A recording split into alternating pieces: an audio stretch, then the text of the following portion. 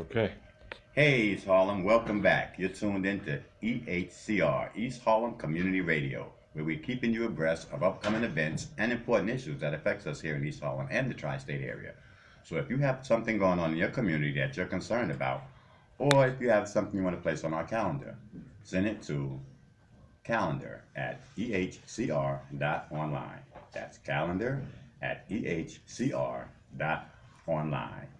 The program you're about to hear does not reflect the views, beliefs, attitudes, or opinion of the management of East Harlem Community Radio. However, the program does reflect the research done by the participants of the program. New York, you're listening to Miss Modell's Pride and Joy. I'm Hosie Rowell Jr., next to the oldest boy. Today we got a very special show. We have two brothers, two authors, who wrote some very special books pertaining to things that happened in their lives, things that they saw in their life. We have Mr. Randy. Mr. Randy, author, wrote Changing Your Game Plan. And we're going to introduce you to Mr. Randy and let him explain to you about his books. We also have author Bernard Blue Rowell, Cool DJ Blue also. He holds a lot of titles. And his book is Son, I Got Your Back. So we're going to start today with Mr. Randy and his book. How you feel, Mr. Randy? Hi, thank you very much, man. I'm feeling good. I appreciate Great. being a guest on your show. Thank you. Yeah. You're looking good. We'd like to know, tell us a little bit about your background, what inspired you to write the book, what did you go through in life, and how is the book coming along? Well, the book is pretty much based on my personal experiences, how I got trapped up and caught up in the street life, and unfortunately, the lifestyle and my behaviors and my mindset ultimately sent me to prison for 15 years. The book, Changing Your Game Plan, is based on how I was able to free myself while I was incarcerated before I even got out. Okay. And it's about the steps that I took to refocus and reshift my thinking so I could be a positive influence in my community versus coming home being the same person that I was. I don't come from the typical stereotypical background where you think that a person that winds up in prison comes from a dysfunctional home and all these other stereotypical things that you might hear. I come from a very loving family household. I grew up, good morals, good values, two working parents and stuff like that. But unfortunately, the influences of the street were too much for me, to want to be, a part of what was going on, the excitement and the reputation and the draw, and it was a very exciting time in the early 80s. I mean, hip hop was at its infancy, and then drugs came into play and then money and, it was just so much going on at that time that it was kind of really hard for young people to kind of navigate all of these different things that were going on, and a lot of us got sucked into it. And Caught out there. yeah, that was part of my Especially struggle. with the fashion that was back in them days, the AJs, the Playboys, the Beaver Kangos. If you couldn't get none of that, you wasn't really down. So it was, you had to hustle out there to keep up with the fashion. Yeah, and that was part of why a lot of us gravitated towards the street. We wanted to look good. We wanted the girls and the cars and and it was just I don't know. You had to really live in the 80s to really understand how it was in the 80s. And I mean, it was almost like there was this electricity in the street, and there was so much going on. And then when crack hit, and people started, making tons of money overnight. I mean, Literally it was just overnight. literally overnight, and it was just a lot. It was just too much for some of us, and that was pretty much what I did. I got involved in the crack business, and one thing led to another, and I wound up in prison for 15 years. So what I tried to do with this book, Changing Your Game Plan, is teach young people, number one, how to avoid making the same mistakes that I made, the things to look out for. I dropped out of school when I was in the 10th grade. That was not because I wasn't smart enough to stay in school. I thought I was too smart to stay in school, that I wanted to, get out there and see the world and, do the things that I wanted to do.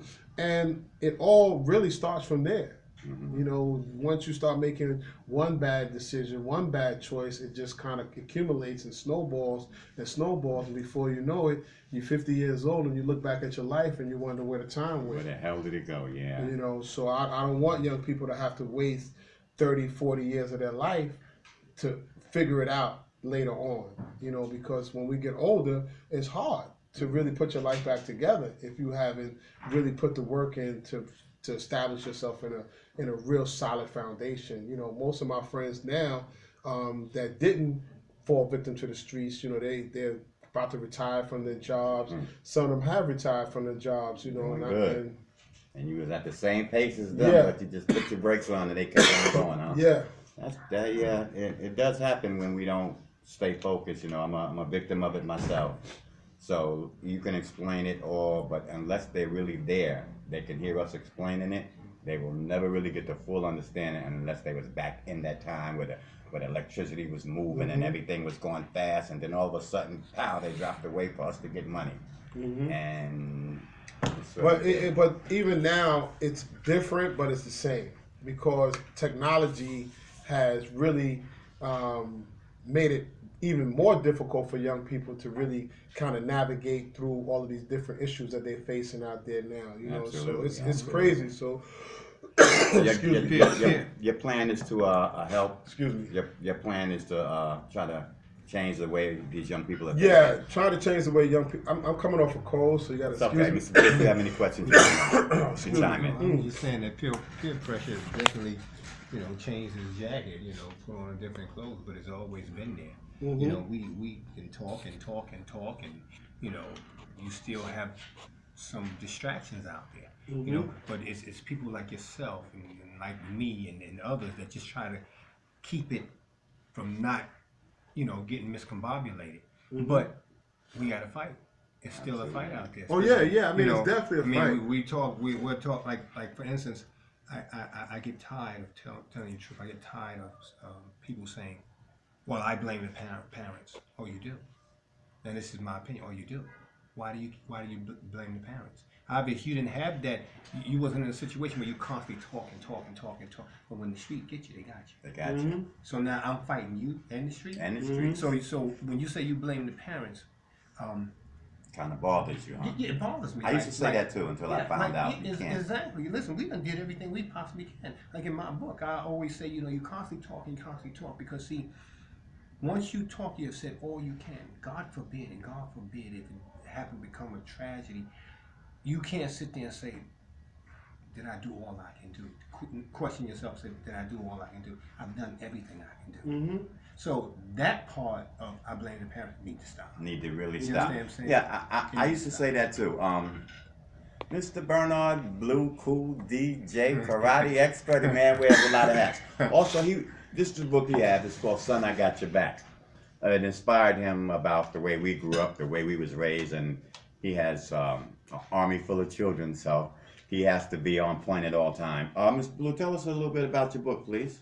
What inspired you to write it? Well, Son, I Got Your Back is about a story, you know, of a father and son, a family, you know, typical family.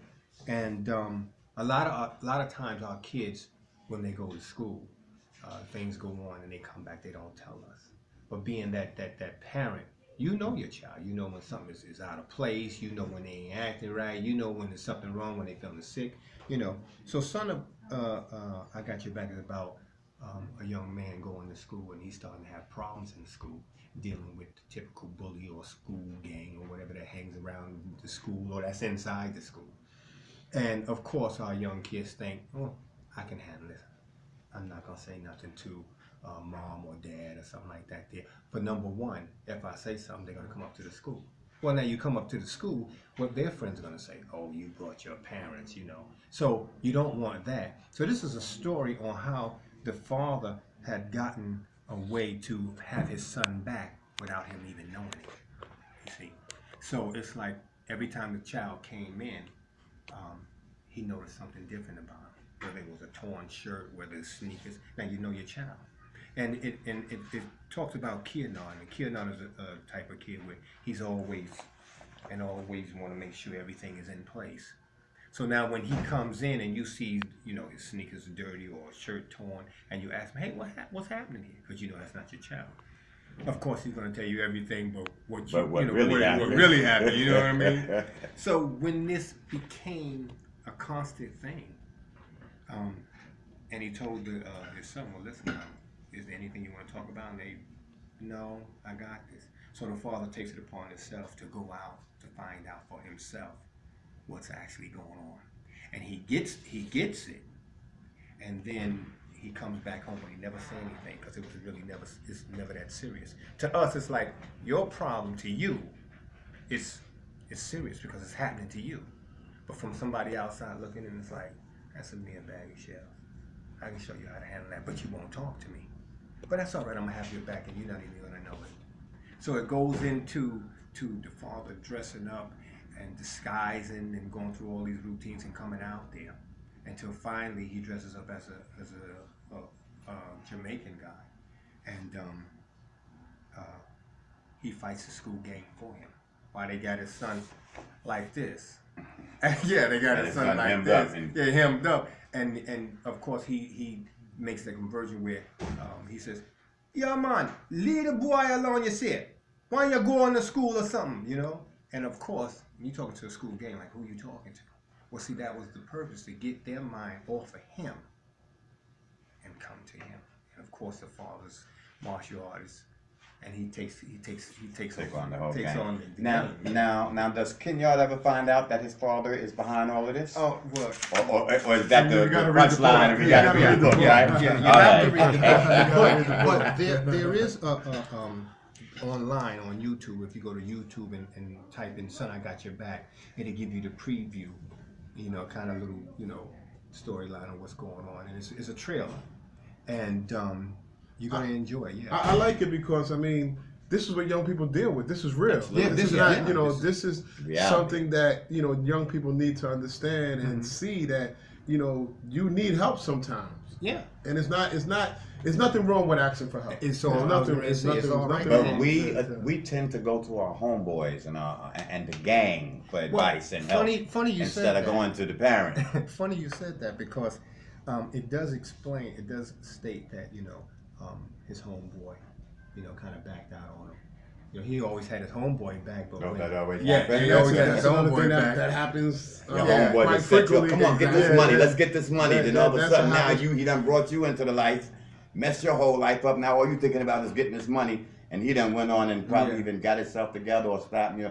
So That's it's pretty- peer yeah. pressure. But it's funny, but because the young man says, well, Ken, I said, well, you got my back, and the young man says, no. So, you know, he was blunt about it, you know, you know, but he always had his back, and that's what we do. We'll have each other back, and then you find out that they don't really have your back. But it goes, it's educational, you know, you got I to like look at it. I like it. You know, I mean, it's I like on, it. It's something that, you know, definitely I can see that would be helpful and useful for young Yeah, people. yeah. It's fun. And parents. Yeah. Because I know from my own personal experience, just putting myself kind of in that time and being a young person, how I was living a double life. Right. I was one way at home, but then I was another way in the There street. you go. Well, you see, know we what I had mean? to be that way at home because when we was coming up, we got our ass tore up. If you want to call it abuse, you call it what you want to call it, but we got our ass whooped. But see, The that, kids today now, how many times you done said to your son, or if you got kids, you done said, your son came to you and said, oh, sorry, Dad, my bad. See, we didn't get a chance to say my bad because we didn't get a warning. Our warning was writing them out. That was a warning. That's something you don't forget. Now, when you just constantly, son, don't do this, then that's when you're going to hear, oh, my bad, I forgot. But you're not going to forget when that warning is what we got. So I really appreciate the raising that we had, although now they call it abuse, but it's not. You know, I've learned how to respect my elders. I'm 58 years old. And if you're older than me or whatever, I'm going to call you Mr. whatever. If that's not what you want, then I'm sorry because you didn't raise me. My parents raised me. So it starts kicking in after a while. And thank God that I made it to see this age because I didn't think I was going to make Yeah, it. I mean, a lot But of well, I would like for you guys to do, can you read the back of the book for the people so they can know and then tell us where they can purchase it at? Mr. Blue, you do the same thing after he finishes. I would like you to read, give us a little briefing on the back of your book. Okay, I'm gonna take a minute and read the back of my book. It's called Change Your Game Plan. The subtitle is How I Used Incarceration as a Stepping Stone for Success. That's deep. Once deemed a menace to society by a judge who sentenced him to 15 years in prison, Randy Kearse, author, independent filmmaker, host of Straight Talk with Randy Kearse, served 13 years, 6 months, and 2 days in federal prison. He returned to society with a new perspective, a fresh focus, and a strong determination to succeed. This book follows Randy as he slowly and sometimes painfully makes the transition from the mindset that sent him to prison for 15 years to the mindset that would ultimately free him from his mental incarceration before he is released from his physical incarceration. Changing your game plan is a courageous fight to find meaning and purpose in the midst of chaos, confusion, and doubt. Randy stepped into prison at the worst and came out at his best. Changing your game plan is encouraging and inspirational. It is for those who are ready to win in the game of life for real this time. It is a checklist, a roadmap, an instructional manual to help one begin the process of choosing freedom from mental and physical incarceration. This is a powerful, practical, no-nonsense book written from the heart of a man who has been in the belly of the beast and survived to show you a way out too. Changing your game plan is not only for those behind the visible walls of prison, but also for those who are seemingly trapped behind invisible mental walls of self-imposed limitation and negative thought patterns that prevent forward movement in life. That's very deep, and we both need it, Mr. You know, and the thing is, they're kind of compatible. They very definitely. That's why I'm glad I got both of you on the show, Yeah, because absolutely. East Harlem, this is good for the parents. Parents, I encourage you to run out and get both these books for your children. Oh, I can tell you. Let me tell you where to get it from. I'm Yes. sorry. Oh, yeah. You can get it at my website, which is www.randykearse.co, RANDYKEARSE.co. You can buy the book there and my other books. Thank you, Randy. Okay, truly wonderful. Give us a little briefing on your book. Son, I Got Your Back is about a father who, when raising his kids, tried to instill in his family that in growing up, they are going to face some challenges in life, from teenagers to adulthood. And when in doubt, never let the thought of fear being embarrassed cloud your judgment as to what's right and what's wrong, mixed up with what can save your life. Kearse experienced a situation most teens try to avoid in high school. Kearse's father go to great lengths and even endure embarrassment to make a point. And in that, being when all has failed and friends have turned the other shoulder, son, I got your back. These are both two inspiring, very important books. Yeah. And I encourage you guys to please run out and get them to save your children and to teach you how to deal with the younger generation today. And also, you can pick this book up at Barnes & Noble's online. Anywhere online, you can pick this book up on Barnes & Noble's, Amazon, or either iUniverse, IUNIVERSE.com, iUniverse.com. Okie dokie. And we're also doing a play. Yes. So that's what I'm gonna talk the about. play from this here just kind of gives you more. I mean, you can read it and stuff like that, but like, there's nothing like putting the audience right there. Yeah. So it's a play. How's the play coming along? Well, we're still in production. We got a lot of work. We're doing some filming on top of it because everything is not going to be on stage. We're going to play out some stuff on stage, but then there's going to be a screen that comes down that helps put you, the viewers, right there in location while it's actually happening. Okay. You know, and it tells the story, and it's fun, and you're going to laugh. You know, so when should we look for this? Well, we're in production, and I just got a small little team. Okay. And we're working on. We want to try to have it by the end of this year, but you know, that's only God's willing. And also, we're doing a trailer from my new book called "The Chronicles of Son, I Got Your Back," which is kind of similar to the same thing, but more of a adult. Which means this type of situation can happen to anybody. Everybody. Any and everybody. And it's happening somewhere, someplace. As It's we happening to speak. somebody. You know what I mean? And that's Chronicles of the Son, I Got Your Back, Los Angeles.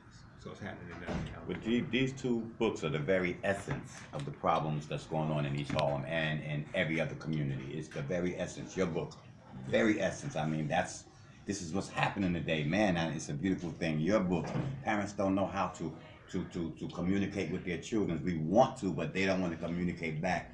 So these two books is an excellent source of education in how to train your children, or you know.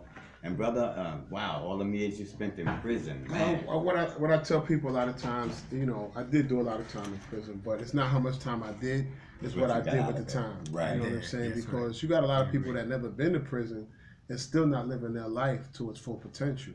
So it's all about what you want. And what I try to get young people to see specifically is that, you know, you got to look outside of this, like, square 6 or 9 square box that you live in, you know, this radius of, you know, where you live at. And there's a big world out there, and you have to see yourself a part of that world. Right. You have to broaden your horizons. You got to look past this, you know, this mindset of the hood, or, you know, you got to represent for your projects and all of this type of stuff.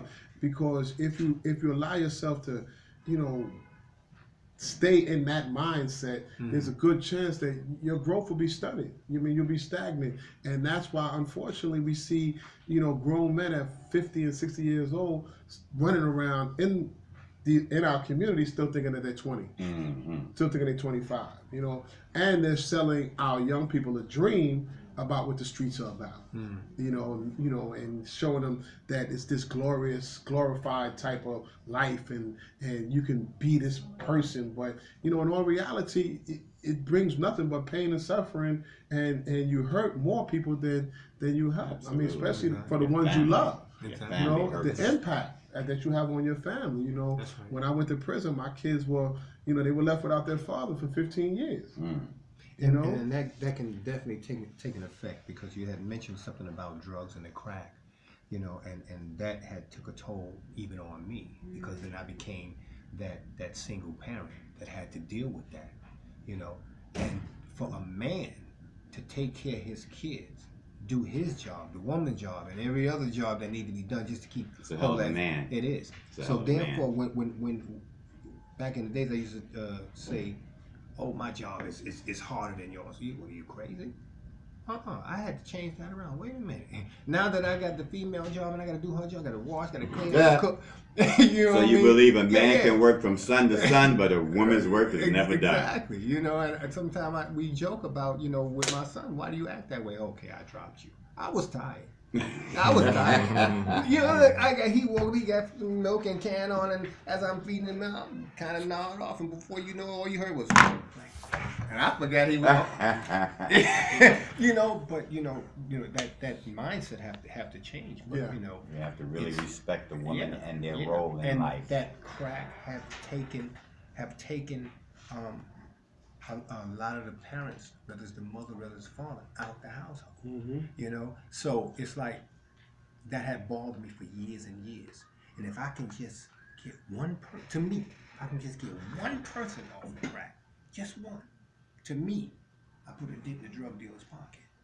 Of course, I mean, you know, but that's my thing. I won something. You got to give me something. Got one. But if I can get more, I'm out there trying to do that. You know, because I don't agree with that.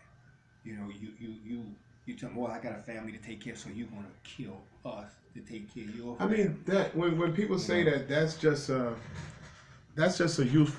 useless way of trying to justify what they're doing, Exactly. you know. Exactly. And this is what I talk about in the book. You know, I talk about how we rationalize the insane.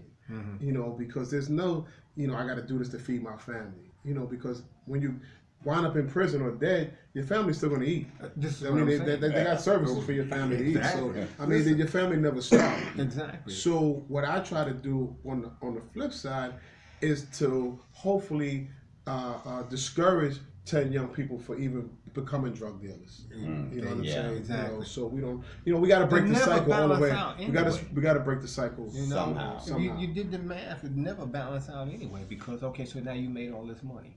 Okay, now you finally busted. So that money you just made, you gotta give it to the lawyer. So that was just putting money in the bank for the lawyer, and then you wind up losing everything anyway. 80% of the drug dealers that I know Mm-hmm. that went to prison broke.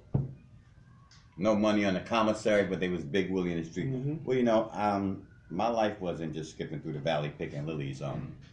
I come from a family of 5 boys, mother, no father. Father was in and out of the picture, but 24/7 the mother was there, and she taught us morals and she taught us things. But I learned mine from the streets. I knew what she taught me. It stayed here, but it stayed there. But I went towards the streets, and I really messed my life up really bad. I first came out, I started rapping. I was a rapper. I did shows with Grandmaster Flash, Curtis Blow, all these guys here. That's where I didn't have any discipline. See, if I would have kept what my mother taught me and that stage there, I would have been all right. But I wind up getting on crack, put the microphone down and picked up the stem. I went to jail. I stole from my parents, from my mother. And she used to tell me, she said, you know, you should have never been born in this world. Brother, it didn't bother me then because I was on drugs. It didn't bother me. My mother was sick. She had diabetes. I didn't know how long she had to live. It didn't bother me. But the minute that judge says, I sentence you to 3-6, and I sat behind prison, I was thinking about my mother. Lord, am I going to see her again when I get out? You know, she told me I should have never been born in this world because I was stealing from her, taking her money. Brother, that hurted me so bad that I prayed. I mean, because, you know, you can go to prison, you can sell drugs, you can rob people, you can have them, you can extort people, you can do all of that in prison. Yeah. But my main thing was like, am I going to hear my mother's voice again? Am I going to see my mother? She told me I should have never been born in this world. I must have really hurt that woman. Well, every time I talk about this, it brings tears to my eyes. But what it did, it changed my whole life. My mother's passed away now.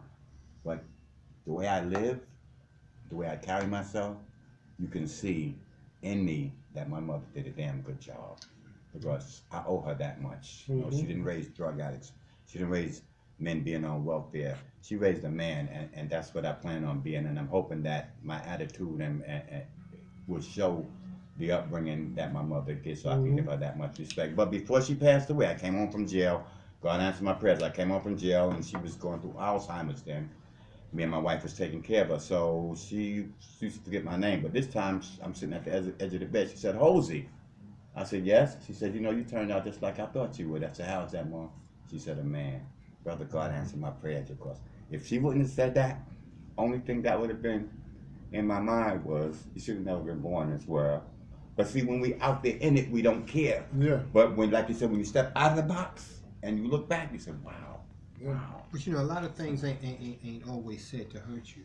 No, You know it what I ain't. mean? It It's ain't. like, if I can say something, I mean, I done did this, I done did this, you know something, let me say this now. And let him stimulate that thought. Later on, it's like, you know something?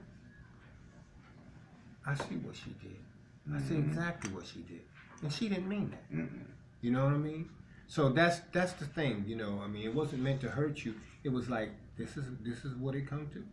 You know, if you was gonna do all this, then you should have never been born. She wanted the best out of it. So Absolutely. And she that got made it. you think, and you changed your life. That So did you, more than so the belt. so what you did in your life, you still changed it around. And you still Absolutely. here, so And you I still owe it to able. her, and I give her Yeah. great respect, and I respect everybody, and I'm always going to have respect, you know, and everything I do and my actions and everything. But sometimes, you know, life can catch you at a moment where you're very vulnerable, and then, you know, you can be the humblest brother in the world, but somebody say something at the wrong time, and then you want to rip their damn head off. So that's another, you know, we're fighting constantly. It's up to us that have been through a lot of the trial and tribulations that we've been through and Right. overcame a lot of challenges and adversities and struggles to try to reach back to as many young people as we can. Exactly. Whether you think that they're not listening or not, whether they you think listening. they're harder headed or not, it's still our job. It's Right. still what we're supposed to do,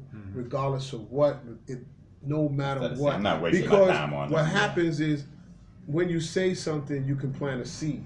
Right. And it's that Absolutely, seed that will be in that person that might not grow until later Years on in later, life. yeah. But you got to plant the seed. Gotta You got to plant it, plant the absolutely. seed. Yeah, Give them start something somewhere, to go back to when they go astray. You know, and that's why I get upset about you know, a lot of people in our generation. They pretty much written young people off. Oh, they hard headed. We don't want to deal with them. They ain't gonna listen. Blah blah. No, can't do that. You still got to give them the fundamental seeds, the jewels because a lot of it was lost during the 80s. You know, we dropped the ball during the 80s. You know, we were given a lot of jewels when we were growing up. You know what I'm saying? We didn't choose to use them at that particular time, but some of these young people didn't get the jewels, period. That's true. You know, so when you see some of these young people behave in a way that they are, they didn't get it from their parents because their parents didn't get it from their parents because it's a whole 2 or 3 generations that were kind of lost during this whole episode of the crack epidemic, mass incarceration, and all of those types of things. So us that have been through it from the 80s, it's mandatory that we give it back. Absolutely. So you're saying that each individual as grown-ups should at least gotta put it out there. Gotta put it out there. You know what I'm saying? That's all of our responsibilities. We met while I was on the train selling my book because I travel New York and I sell my books on the subway.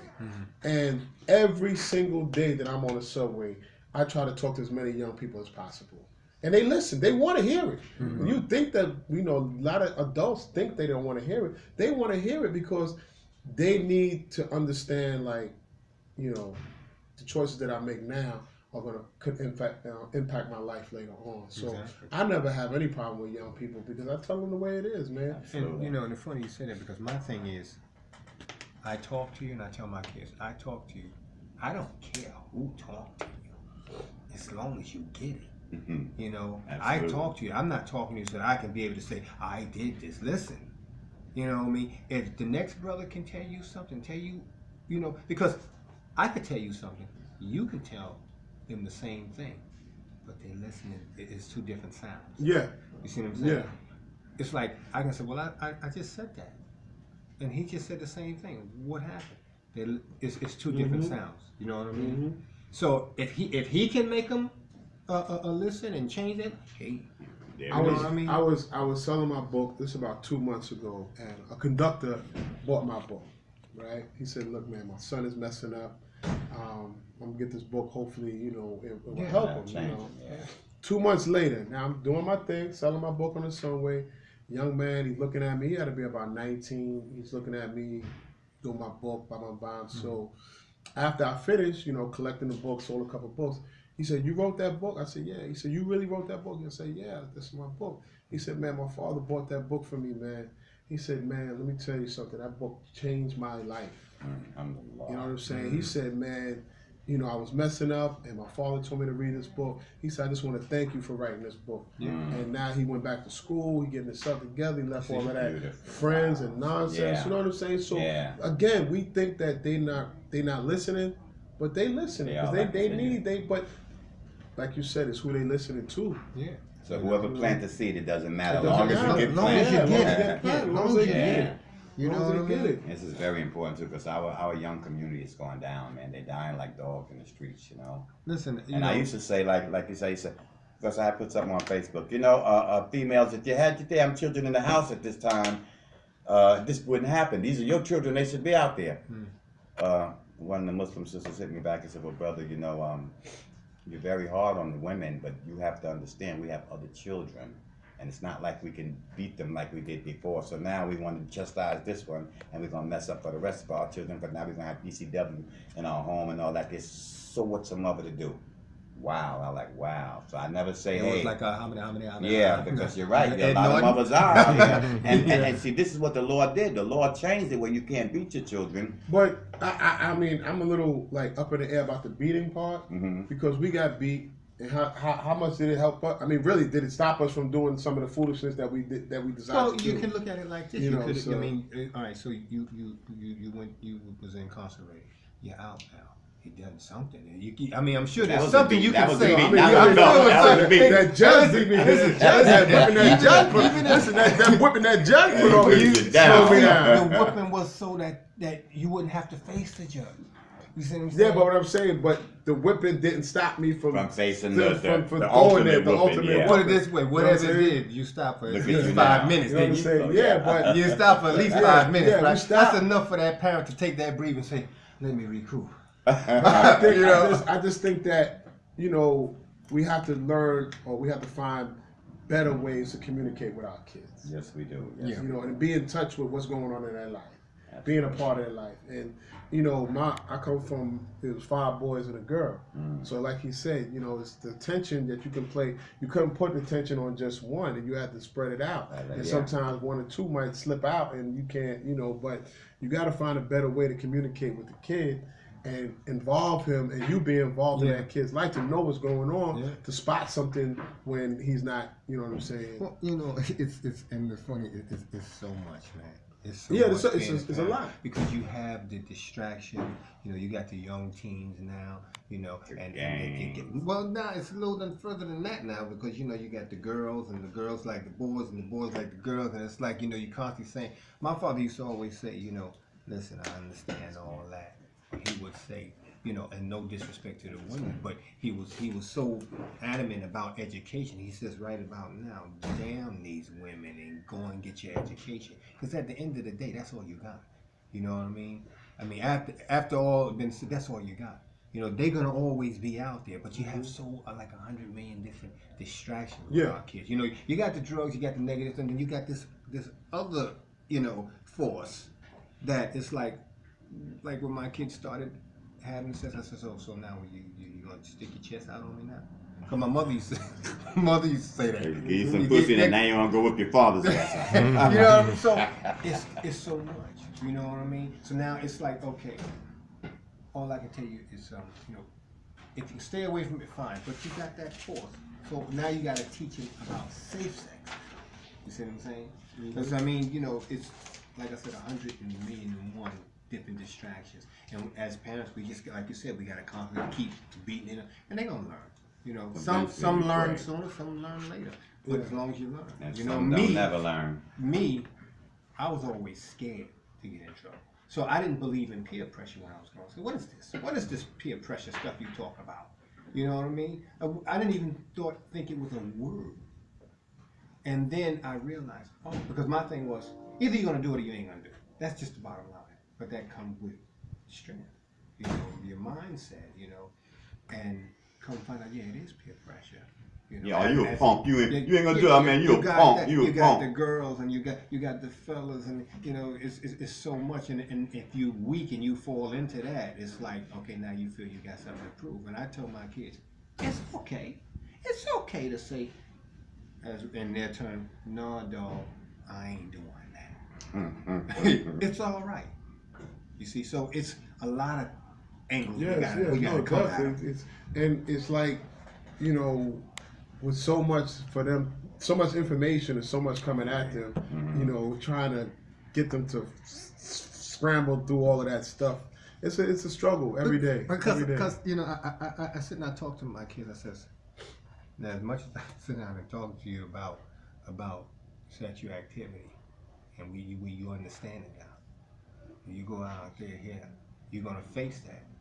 So now the opportunity of being with someone who you like, and what I said, what do you think is gonna go out the window real quick? What you said? I heard Dad, but you know what I mean? So you can only say, listen. We can do what we do, like you said, put the seed out there, pray that it'll grow. And that's why I said, you can't be saying, well, I blame the parent. What do you mean? You mean, because you're saying that like if they had enough, they just like, oh, do what you want and just walked away. No, we are in it. We are drilling it in their head. Some of them even physically fight us back. I've seen kids fight their parents back. Wow, really? They're killing their grandparents today. You are mad because she's trying to instill some education in you, right and wrong, and you mad with her? You know? So, you know, it's a whole lot. What about that father being taken out of the picture?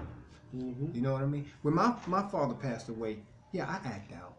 And as I got older, I kind of wonder why I act out. Because my father passed at 10 years old. And that's not a good feeling for a 10 years old to lose his father. You know what I mean? And so we act out. Act out to the point where only man we knew was Dad. No, Ma, don't like that boyfriend. Don't like that boyfriend. Try to run your mama house now, huh? But and the thing was, it took her to say, oh, don't you got y'all little women out there, little girls out there? Don't you think that Mom get lonely too? And I had to think, wow, Dad has been gone. and we're not here. We're partying. We're doing a DJ thing. We all over the place and stuff like that. Mom home by herself. So she had to, retrain us. And listen, Mom getting lonely because your dad been gone, and I raised y'all to be grown men and stuff like that. There. Now it's time for y'all to stand up and be men. So I had to understand. So we as parents, we got it's so much to deal with. And these books and stuff like that, and talking, and it all helps. Helps a lot. But everybody have a situation on what type of family they come from, the situation. And we just have to, I guess, as they say, handle it as it comes. Yes, and both of these books hits the heart of the problem. This is the very essence of our problem in the world today. These two books here, very important, the very essence. So I encourage you teenagers, I encourage you parents to go out, find these books, pick these books up, give them to your children, and spend as much time as you can with your child. And remember, your child is not your friend. Okay? Remember that. Your child is not your friend, that's your child. Once you start being a friend to the child, that's it. Once again, we're going to put the books up. Son, I got your back. And tell us where we can get it at. Amazon.com, Barnes & Nobles, anywhere where books are sold online. And you can hit me up on my Facebook at Bernard Rowell, Bernard Blue Rowell. Instagram, real_blue. Thank you, Mr. Blue. Mr. Randy. You can find Changing Your Game Plan at randykearse.co. That's www.randykearse.co, randykearse.co. You can hit me up if you want to reach out to me personally at my email at randykearse@yahoo.com. Thank you very much. Once again, New York, the program that you just heard, it does not reflect the views, beliefs, attitudes, or opinions of the management of East Harlem Community Radio. However, the program does reflect the research done by the participants of the program. We thank you for joining in, and once again, I'm going to tell you what the farmer told the potato. I'm going to plant you now, but I'm going to show enough dig you later. Later, New York, I am in the wind. But be nice to someone in need, for you never know when someone in need might have to be nice to you. Later, New York. We're done. Nice.